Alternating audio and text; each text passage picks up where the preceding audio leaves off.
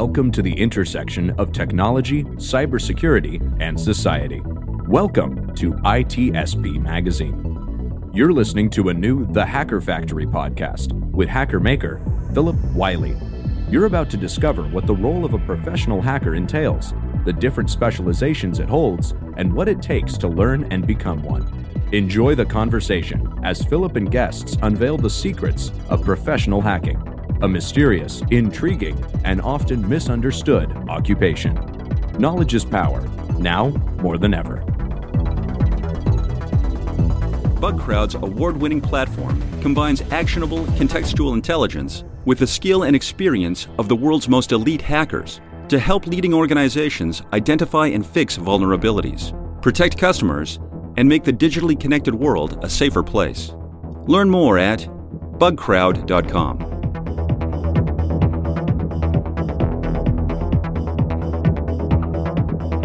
Hello and welcome to another episode of the Hacker Factory podcast. I'm your host, the hacker maker, Phillip Wylie. In each episode, I have a unique guest sharing their story of how they got started in cybersecurity and their tips and tricks on getting into the industry. So hopefully you'll get something from this today. We have a really great guest on the show, my friend and offensive security professional, Quentin Rhoads-Herrera. He's a hiring manager at a consulting company, so he knows a lot of good information on getting started in the industry. Some of his recent LinkedIn posts have been great and got me more excited to have him on the show. So thanks for joining today, Quentin. Yep, thanks for having me.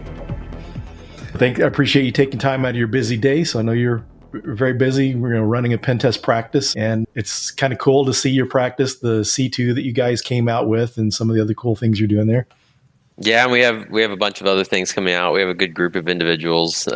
Today, I'm banging my head against the wall on a Docker container escape. I actually had to reach out to some people who are experts in this field, and they just wished me the best of luck because it's not an area I'm good at. So always constantly learning. Like I posted today on LinkedIn, something new and challenging. Very cool. A lot of our listeners are people just trying to get into the industry and may have not heard of you. So Sure. If you wouldn't mind giving us an intro about yourself. Yeah, sure. So, my background mostly is in offensive security. I've done a lot of different roles in IT. But before that, I was in the Army as a non-technical individual. I didn't know anything about security. I wasn't, a kid breaking into things or, the traditional hacker story I hear, at least, about how they were, fidgeting with things at a young age. I was very much what do they call a kinetic type of individual, ground pounder. And when I got out of the military, I needed a job, and I was doing physical security. I had some offers to go do global physical security operations, and the idea of going back to conflict zones and stuff never really appealed to me. And security guards don't make a lot of money, so I had to find some other type of job. And so I got hired on to do as a contractor to fix a time clock for a company. It was broken. It was one that people badged in, badged out, and no one from the makers of this company knew how to fix it. So I had to find ways of fixing it myself. And now looking back, I inadvertently hacked into their own system to fix the time clock in order to make it work. And I got a job there as a sysadmin that then eventually led to leadership, running their security practice because they had PCI concerns and a bunch of other things. But I don't have a college degree. I didn't have any certs when I got into security. I pretty much downloaded every PDF I could find, read every blog I could find about what is PCI, what is security, what do I need to know, and I forced myself to almost have like 2 jobs for the better part of 3 years to learn pen testing.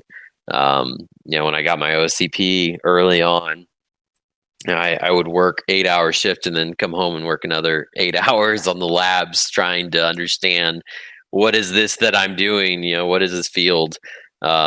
And so I did that, and I went to State Farm. It's on my LinkedIn. I went to State Farm and led their pen testing team for a good minute. And then I moved over to Critical Start and kind of took over the group and created the group Team Aries, which is just what I consider a premier offensive security shop, finding 0 days and breaking into things. And one of the things I really enjoy is hiring juniors and growing them into individuals that hopefully become smarter than me, and make me look really crazy when they find some really cool things and I get confused like I am today on this Docker stuff.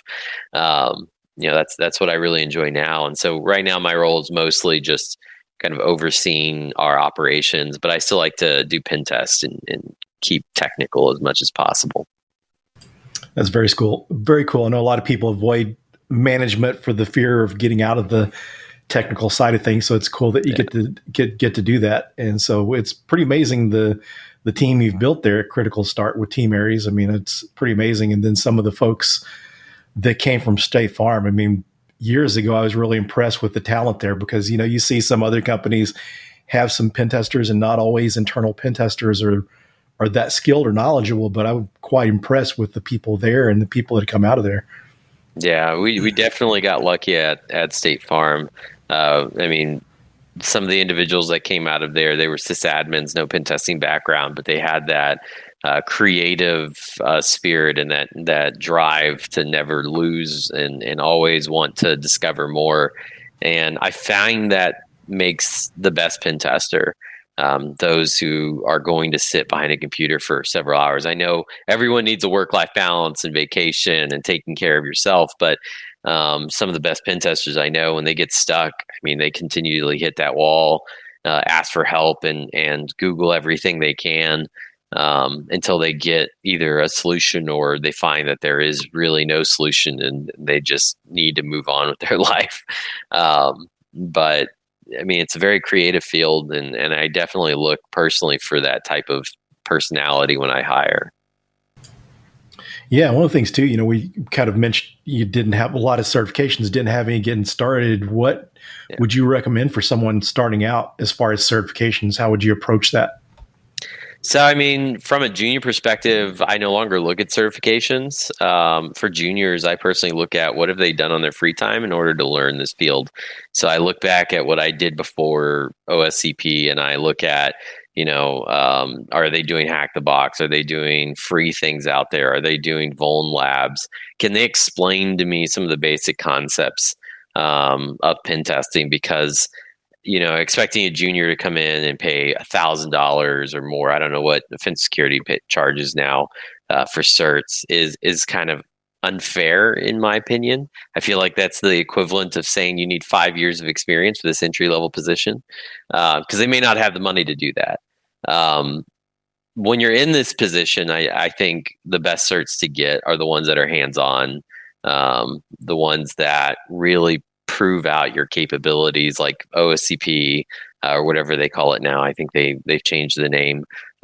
E-learning security has hands-on labs and several others. I mean, I look at certs as mostly HR barriers, but if you're going to try to get through HR screening at like a corporate company in a non-junior role, the offensive security certs really help, as well as e-learning certs do as well. So what kind of background would you recommend for someone starting out? Because I mean, to go in trying to hack things, I mean, you need to have some kind of base level of knowledge. So where would you recommend starting there?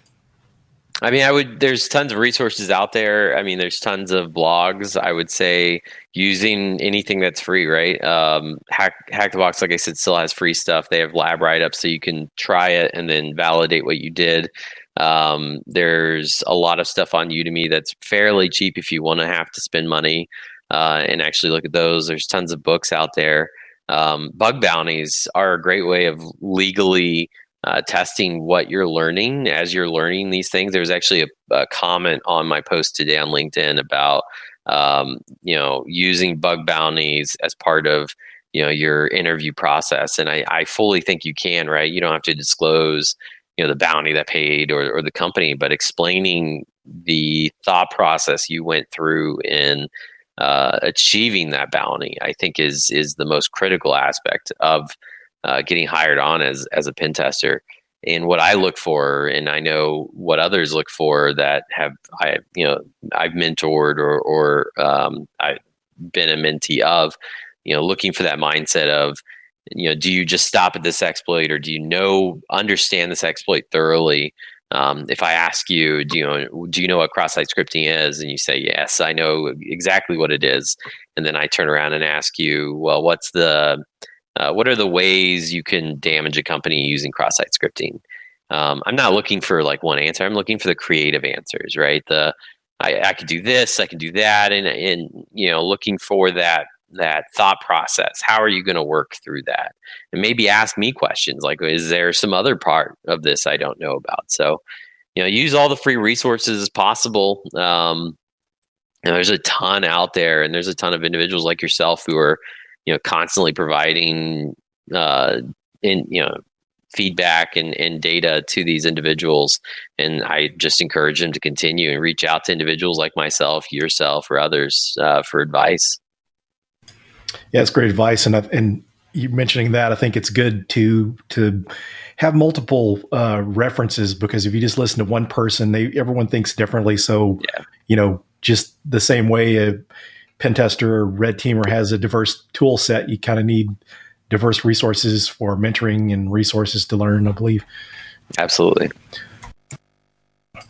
So one of the things, what would you do? Because I know you mentioned that certifications aren't required to get a job as a pen tester, but what are some ways you would document that experience? How would you document that you've been doing Try Hack Me, Hack the Box, or bug bounties? What would be the best way to kind of reference that on a resume or LinkedIn profile?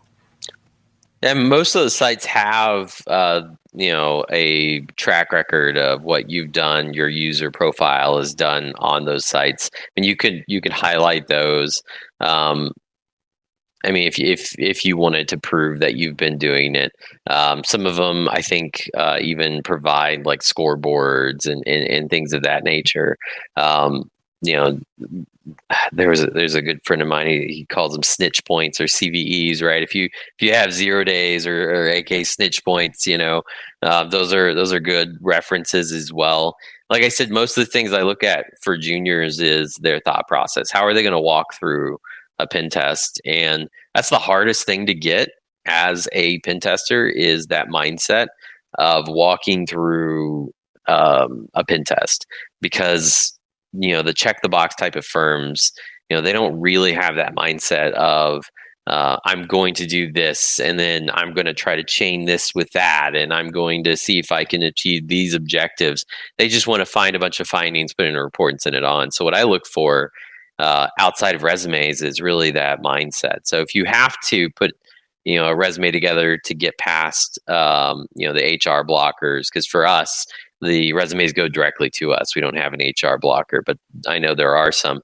Putting your, hey, I'm score number 50 in the world on Hack the Box, or I've done all of these labs on Hack the Box, and whatever other terms they use. I know they have like First Blood or whatever.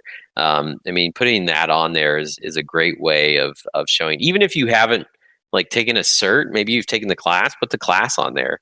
Hey, I've taken this course. I haven't taken the cert yet, but even the fact that you've taken the course shows some drive towards learning. Even if you failed the cert, and if you've tried it, that's not a bad thing, right? Being able to show that you're pushing your knowledge forward, I think, is the most important aspect of a junior pen tester. Yeah, and I think it's important to note that it's the education that's more important than the credential, because absolutely, being educated, especially when you look at some of these certs that are question and answer, you get that right, doesn't mean you know what you're doing. And absolutely, yeah, and that's why when for our tier 2 or our adversarial engineers, we require them to have either their OSCP or the pen testing with Cal, or not pen testing, the INE's version of it. I can't remember what the name it is. PTP, I think it is, pen testing for professionals. Because we want to have them show that they can leverage what they've learned in a simulated environment, not just a Q&A, not just multiple choice open book test, because I don't think that validates anything. Very cool. So what do you think about one of the things I've seen a lot of people doing lately that seems to be helping? How do you feel about like content creation? People, blog posts, YouTube videos, and that sort of thing. As far as being a hiring manager, is that stuff useful, do you believe? I think it is, as long as I think you have to be very careful, right? You fall down some very quick traps. You could put something that's very wrong up and you think it's right, and it could be viewed by the hiring manager before you even get to the interview process that, hey, I don't know what I'm reading, but it's not correct, and it's going to make a wrong assumption. So I think that is a very fine line to walk. But I don't think it's a bad thing, right? I commonly look at people's GitHub and blog posts, LinkedIn, as a hiring manager to find out who I'm talking to. And me personally, I take everything with a grain of salt until I talk to the individual. So if I do see something wrong, I'm like, well, maybe they were wrong then, but they know now that's not the fact. But I'm not the same as everyone else. So I think it's a fine line, right? I think if you're going to do that, make sure that you double check your work and you're putting up stuff that you're proud of. And if you're not sure 100% that it's correct, ask a friend. It's a pretty big community, a lot of individuals. I've reached out to someone today I've never talked to before, and they reached back out to me for help. So don't hesitate to reach out and ask people, hey, is this correct? Am I making the right assumption? But definitely is a fine line, but I don't think it's definitely not going to hurt massively. It could hurt a little bit if you're wrong, but it definitely can help for sure. Yeah, those are good recommendations because it's kind of interesting. We're kind of like in the prime time of content creation, how there's some people that came out of content creation or, they got opportunities through doing that. And it's helpful, but it is good that you bring up the point, making sure whatever is correct, that you're putting out there. So you're not putting out misinformation and then maybe you're getting turned down because you list that on your resume or your LinkedIn profile because you had something wrong. Absolutely. So very, very good point there. So, a lot of times people always ask, do I need to learn how to code to get started? So do you think someone needs to know how to code to get started? And if so, or if not, just kind of explain maybe different phases in the career where that would be helpful. Yeah, I don't think you need to learn how to code to get started into pen testing. I think you need to understand how to read code at a very basic level, right? Understand, syntax, understand different languages at a very, very 1,000-foot view level, right? Because you may get into pen testing and realize web app's not your thing. You're never going to do it, but you still need to understand it a little bit in order to conduct network pen tests, right? Because network pen test sometimes ends up having web apps as part of it. I would say if you're really interested in getting into web apps, specializing in a few for sure languages, and you still don't need to understand how to develop it and be a developer, but you need to understand how to read it well enough so that you can pull out flaws.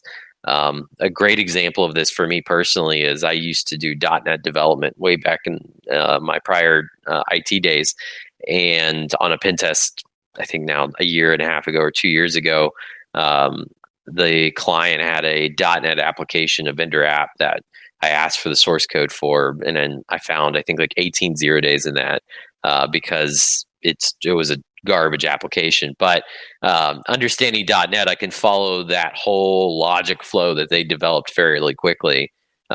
So getting into pen testing, I don't think you need to understand how you don't need to know how to code. I know great pen testers that aren't coders, but you at least need to understand how to read it. And the biggest thing is you need to know how to figure it out, right? Today I was helping someone and they had some stack trace errors. And I realized it's Windows, so just going to MSDN, right? Understanding, hey, I don't know what this is, but I know where to find it, I think is more critical than knowing how to code. So as far as still in the same subject as far as someone getting to a really good level, do you think coding is helpful? Because you see some of the people like from like SpectreOps, Harmjoy, and then like the creator of CrackMap Exec and some of these other tools, do really well. And, but then again, there's some people out there that like Alyssa Knight that says she doesn't even know how to code that seems to do pretty well. So as far as an advancement perspective, do you think it's required? Do you think it would be helpful? I don't think it's required. I know a few people that are like ultra wizards, kernel level, 0 days, and they don't know how to write one single program. They could probably do a hello world and I would be impressed. But they have other vulnerabilities that would make most people's minds, including mine, just explode. So I don't think it's required. If you're wanting to build offensive security tooling, automating your life, if you're wanting to understand some low level things, it can't hurt, but it's definitely not going to stop you, right? But that's why I differentiate knowing how to code versus knowing how to read code. Like those who I know who are finding like kernel level issues, they know how to read the code or assembly, they know how to follow it, but they couldn't write it if you asked them to in a very clean way. Versus people like Harmjoy or others who have written tools. They can write it really well, but that doesn't mean they can go and find a 0 day and Windows kernel necessarily, right? It's just a different path. So I think learning how to read it is more important than knowing how to write it. Very, very good points. And, a lot of the times just finding in some code, finding embedded credentials, hard-coded credentials, or, finding links to databases and stuff can be helpful. Absolutely. Yep. And that's kind of like the learning how to read it, right? Learning where to look. Windows.net, right? Web.config has, troves of stuff. Some people hard-code credentials, like you said, in mobile apps, S3 keys, all over the place. So just understanding how to read it, the syntax, I think, is the most important thing, but you don't need to know how to code. And one of the things too, you mentioned that you didn't have a degree getting started out and stuff. So what are your views on degrees as far as someone trying to get into the industry? I don't frown upon degrees. I feel like that's a personal achievement rather than a professional growth piece. I understand in all of business, degrees are looked at, MBAs all the way to PhDs and stuff. They're viewed differently. In my opinion, degrees are a personal achievement that you've sought after. I tried to get my degree. I was doing really well. I had 4.0 GPA. But I got bored. I didn't like it. It wasn't for me. It wasn't challenging enough. So I decided, I wasn't going to continue that. And I may continue it down the road. But if I see a degree on a resume, I usually look at it and go, cool, you've achieved something, right? You spent 4 years, so you've shown that you can stick with something and finish it. But I don't know if you've learned something that's relevant for today or that was relevant 20 years ago. And I also don't care what, 3-letter or, Ivy League school you went to. What matters to me is your current knowledge, the conversation we're going to have during the interview process. So if people are stressed, and I've had people come to me stressed out and say, well, I don't have a degree and I may not get a job. I've gotten jobs without degrees. I got a job at State Farm without a degree. And I know that was a point of contention with the hiring group when I interviewed.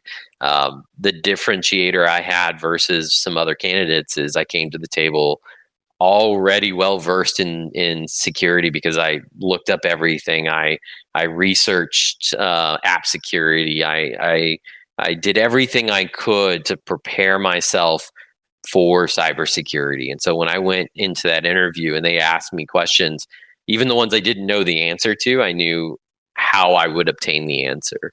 And I didn't, like I said, didn't have a degree, and that was a point of contention, and I still got the job. So I'm here to prove that you don't have to have a degree to get anywhere.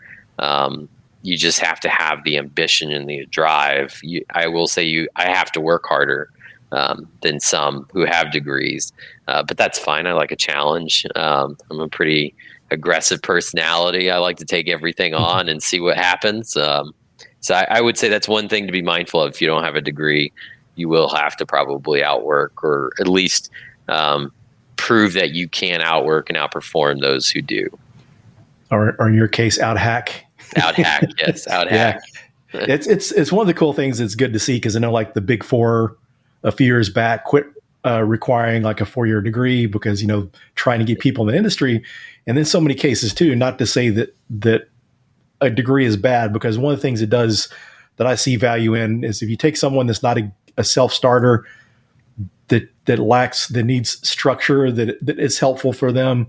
But at the same time too, you look at some of the degrees, and if you're going to be a pen tester, a lot of the stuff is, even if you had like an ethical hacking class, a lot of times it's useless. So as far as stuff that's related to what you're going to be doing, and if it's up to date, because you take some of these college textbooks, some of the things are out of date. Sometimes the academics have no real world experience, and that needs to be taken into consideration. So even if you do get that degree, you're still going to have to do some of the same study and learning to be able to perform that task.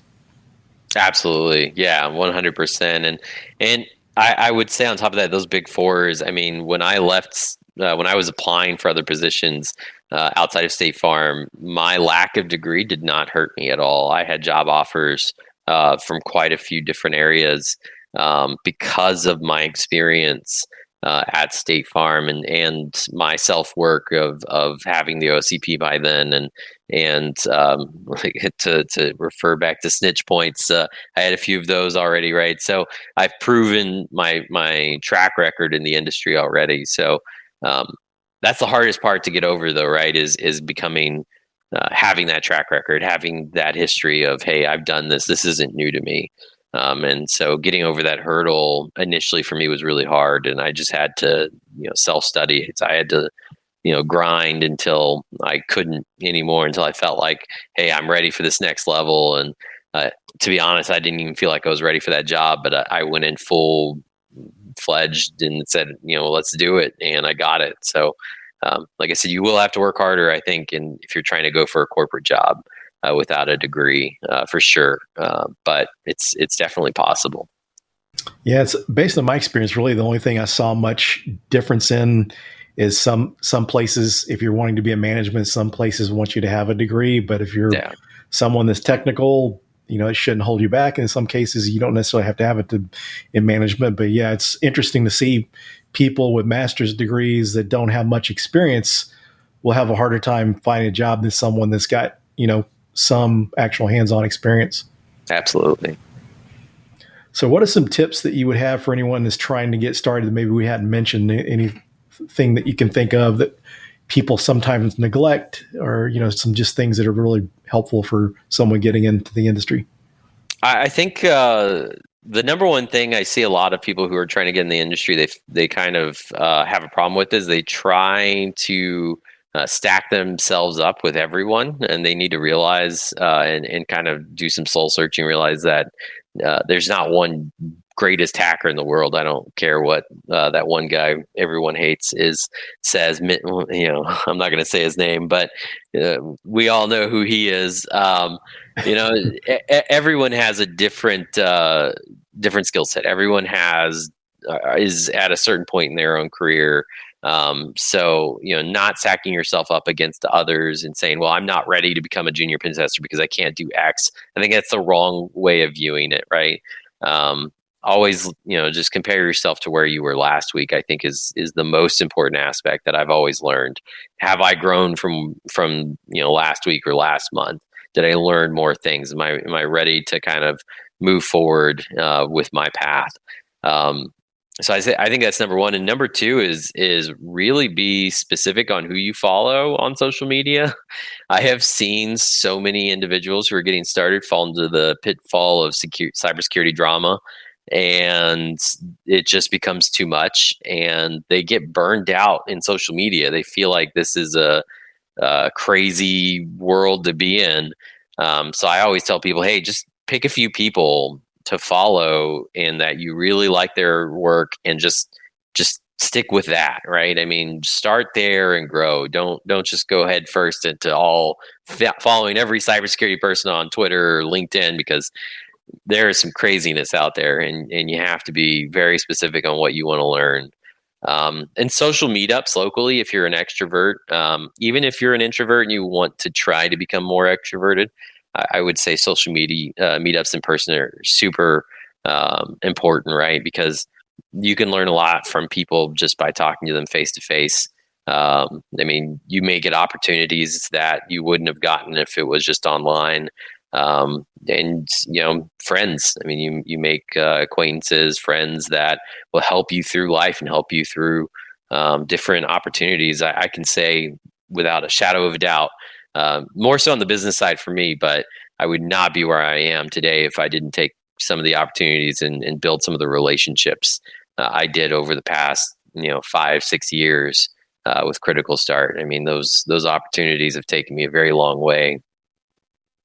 Yeah, this seems like the people that have a harder time getting into the industry are the ones that aren't really networking that well. Because you see people that find jobs that seem fairly easy. It's because they're out there beating people. Because I used to have people routinely reach out to me for junior pen testers, and I'd recommend people from the DFW community that I knew that just finished their degree. They wanted to be pen testers and recommend them. So the networking thing is huge.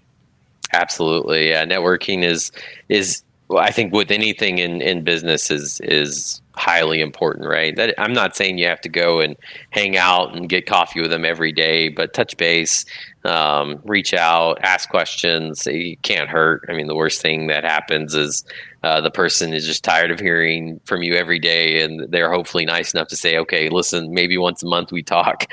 Like let's calm this down, but definitely getting out there.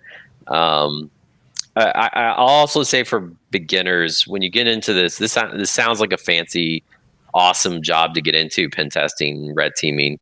But I've experienced people who they may love it, but their skill sets never really gets there, right? Or they stop liking it.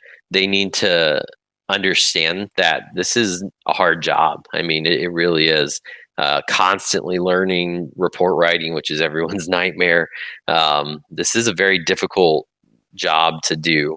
And it has its moments of greatness and fun where you're exploiting big companies, you're seeing things that no normal person's ever going to see. But understanding that this is a challenging venture. So when you do get into this, if you're lucky enough and you work hard enough to get into this, doing soul searching and making sure that this is what you want to continue to do, because I've seen people get burned out and they stick with it because this is, a job they work so hard to get, they're not going to let it go. But you can tell that either they've capped out their their skill level, or they're burned out to the point where they no longer enjoy this job. So constantly kind of evaluating where they're at personally and socially. Yeah. And one of the things too, if you get burnt out on the offensive side, then it'll make you a really good defender. Yeah, absolutely. There's many roles in cybersecurity. Red teaming is just one aspect of it. And it's not the only one that's cool too. You hear about thread hunting, and some of those type of skills sound pretty fun. Absolutely. Not for me, but yeah. Yeah. It's just interesting to see people, because it's just like from the DFW community. I'm not sure if you're familiar with David Cowan. He's a digital forensics guy, DFIR guy, and he started out as pen testing, but he kind of got tired of pen testing because he would do the pen tests. Customers wouldn't remediate, so he's constantly going back. So he felt like he's wasting his time. He spent all his time to perform the pen test, and people aren't appreciating his work or following the instructions to remediate. So he thought he was wasting his time. So he went into DFIR because people get breached, they take it seriously, and that sort of thing. So he got more fulfillment out of that. Yeah, I mean, that happens. I will say, after running an IR team a little bit, I will never do that job. I feel for those individuals. They're highly talented individuals, and they have to deal with quite a bit of drama. And my heart goes out to them every time a breach happens and they got to get called up. It's tough work. So yeah, definitely there's other jobs in security, like you were saying, that also are pretty cool. Threat intel, like you were saying. There's even the human aspect of threat intelligence, where human intelligence is huge. I mean, there's whole firms built around this, right? There's products. There's offensive security development firms. I mean, there's a lot into this space. Yeah, it's really interesting how the industry has really evolved. Because remember back when you just really had risk management, network security, and just not much to it. But now it's evolved so much and keeps evolving. It's pretty interesting industry. Absolutely. Well, we're down towards the end of the show. Is there anything else you'd like to share before we end? No, I think that's it. We captured everything.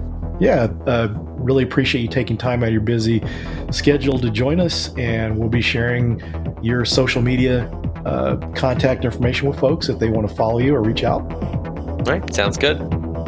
Thanks everyone for joining, and we'll see you on the next episode. BugCrowd's award-winning platform combines actionable contextual intelligence with the skill and experience of the world's most elite hackers to help leading organizations identify and fix vulnerabilities, protect customers, and make the digitally connected world a safer place. Learn more at bugcrowd.com. We hope you enjoyed this episode of the Hacker Factory podcast with Phillip Wylie. If you learned something new and this podcast made you think, then share itspmagazine.com with your friends, family, and colleagues. If you represent a company and wish to associate your brand with our conversations, sponsor one or more of our podcast channels. We hope you will come back for more stories and follow us on our journey. You can always find us at the intersection of technology, cybersecurity, and society.